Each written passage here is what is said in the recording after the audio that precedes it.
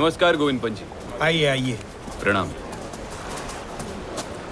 नमस्कार गोविंद पंत जी, आपसे फिर से मिलने का सौभाग्य मिला। मेरा भी सौभाग्य है श्रीमंत। आइए।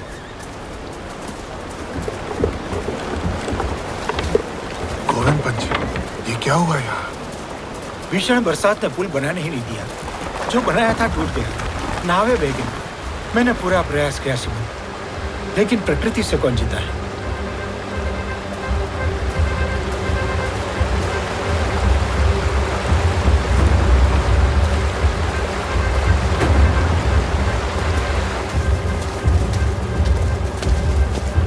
जब तक पानी का स्तर नीचे नहीं आ जाता, हम पुल दोबारा बनाना शुरू नहीं कर सकते।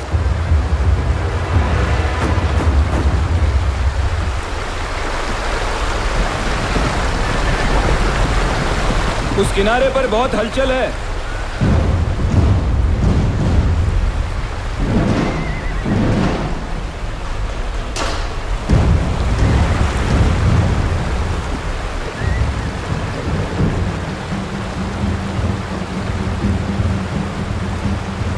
ये अब्दाली की फौज है। नजीबुद्दौला की फौज भी साथ में है।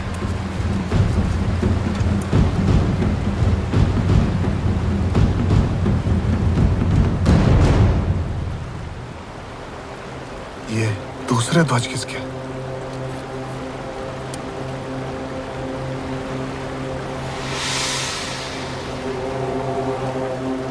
क्षमा करिए, बुरा समाचार है। वो दूसरे ध्वज शुजाउद्दौला के हैं। उसे हाँ कहने के बाद जाहिर है वो पलट गए हैं।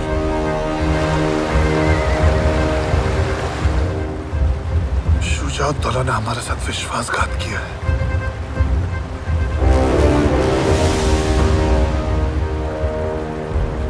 हमारे साथ सूरजमल जी हैं।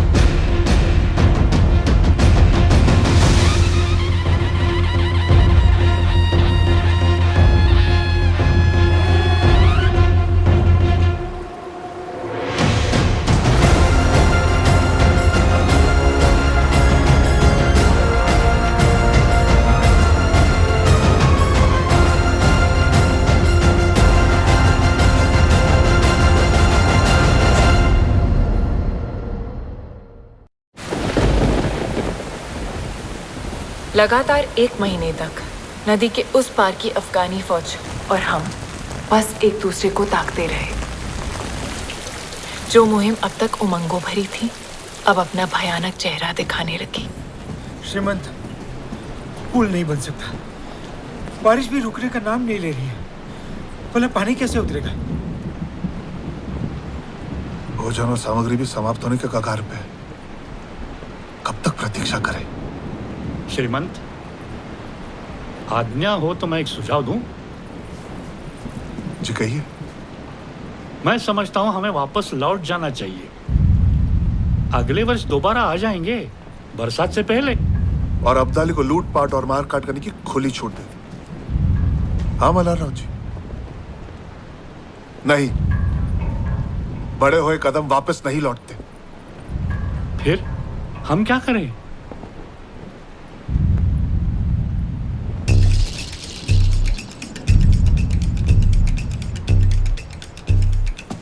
अगर हम नदी पार नहीं कर सकते तो इसका मतलब वो भी नहीं कर सकता। हाँ तो हम पीछे लौटने के बजाय आगे बढ़ेंगे।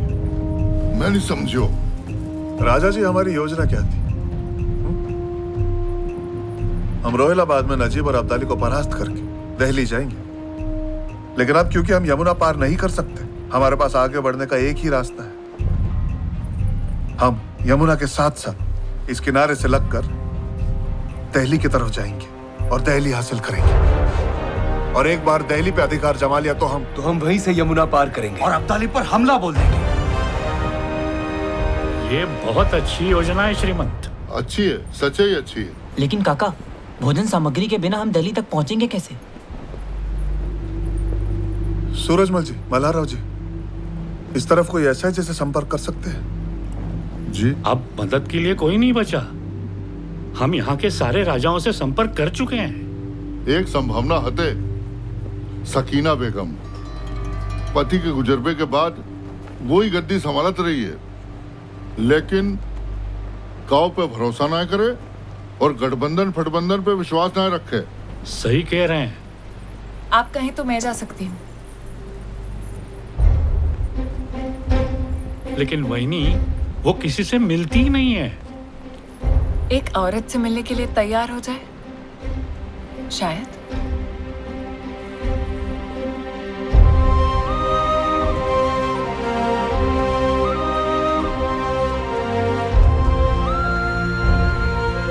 आपको जाना चाहिए।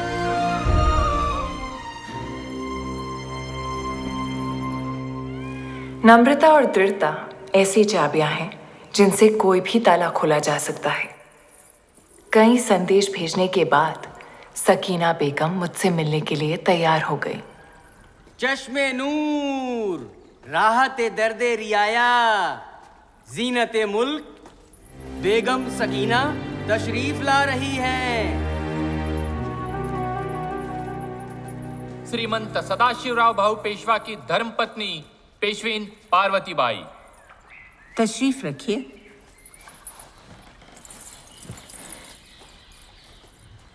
मुझसे मिलने के लिए धन्यवाद। आप हमसे क्या चाहती हैं? ज्यादा कुछ नहीं, बस मेरी सेना के लिए कुछ दिनों का रसद साधन सामग्री, ताकि हम दिल्ली जा सके। बहुत उम्मीद लेकर आई हूं कि आप मदद करेंगी। एक बार हमने आपकी फौज को यहाँ आने दिया तो उन्हें हमारा तख्त पलटने में देर नहीं लगेगी। बेगम आपा, जरा सोचिए, अगर पेशवा की नजर आपकी सल्तनत पर होती तो वो अपनी फौज भेजते, अपनी पेशवीन को नहीं। मैं तो आपके पास दोस्ती का हाथ बढ़ाने आई हूं। पार्वती बाई, दोस्तों से ज्यादा डर लगता है। आप दिल्ली क्यों जा रही हैं? अहमद शाह अब्दाली को रोकने। तब तो और भी मुश्किल है। अगर हमने आपकी मदद की तो अब्दाली हमारी रियाया को तबाह कर देगा। ऐसी ही एक जंग में हम अपना शौहर खो चुके हैं। जंग तो मर्दों के अहम का, अना का खेल है। खुद फना हो जाते हैं और बेवाओं और लावारिस बच्चों को रोता बिलखता छोड़ जाते हैं। मैं समझ सकती हूँ आपा,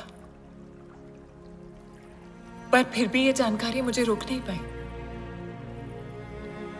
कोसों दूर से जान हथेली पर रखकर अपने पति के साथ आई हूं, क्योंकि मुझे उनके नेक इरादों पर पूरा भरोसा है।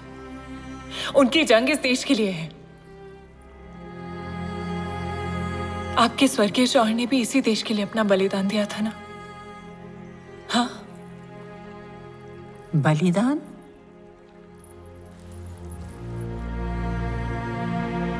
हाँ, बलिदान दिया उन्होंने। और अब आप अपनी रियासत उन्हीं की तरह बखूबी चला रहे हैं। हाँ। आपा, मैं जानती हूं कि ठीक मेरी ही तरह आप भी किसी शाही खानदान से नहीं हैं, और ना ही आप किसी नवाब की बेटी हैं। हम दोनों आम आदमी का दर्द समझते हैं, है ना?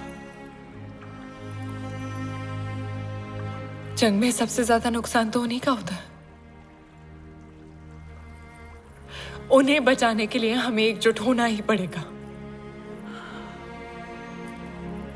हमारे मरहूम शौहर का भी यही मानना था, और इसी वजह से वो जान खो बैठे। अगर आज वो जिंदा होते और मैं उनसे मिलने आती, तो क्या उनका जवाब भी इनकार में ही होता? वो क्या कहते इतना बता दीजिए, मैं लौट जाऊंगी।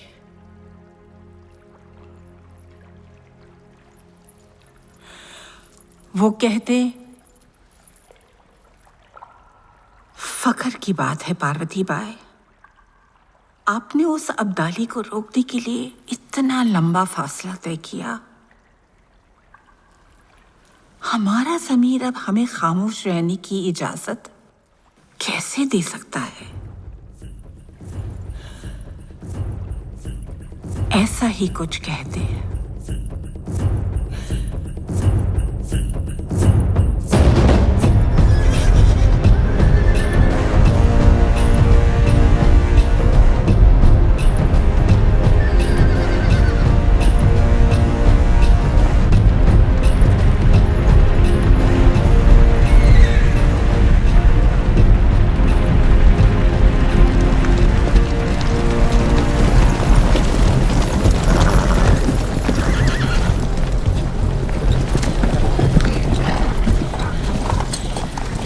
बोरे मकई और चावल और 5000 सिपाही।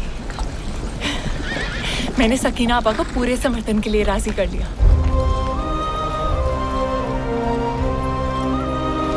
तुम सच में अद्भुत हो पार्वती। हमें अब एक भी पल गंवाना नहीं है। गोविंद पंत जी, आपकी 10,000 की सेना यमुना पार फंसी हुई है ना? जी। यमुना का पानी उतरते ही आप उनके पास वापस लौट जाइए और प्रतीक्षा कीजिए। मुझे जैसे ही आपकी आवश्यकता होगी मैं संदेश भिजवाऊंगा। जी सिमन। तो चलो अब्दाली के नाक के नीचे से दिल्ली निकालते हैं।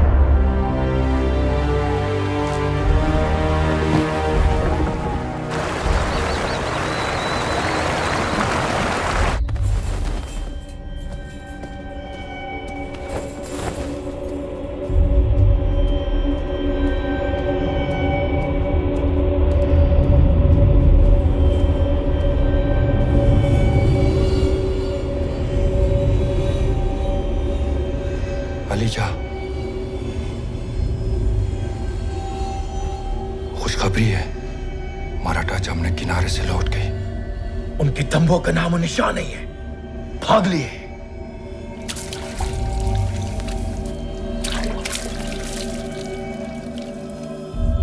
मराठा यहाँ से भाग गए। और करते भी क्या? इस बाढ़ के पानी में जमुना तो पार करने से रहे। जमुना ने बचा लिया उन्हें, वरना काफिरों को नस्तनाबूद कर देते। मुझे नहीं लगता कि वो इतने जल्दी मैदान छोड़ देंगे। नजीब जी, पता करो कहाँ गायब हो गए और क्या है उनके इरादे।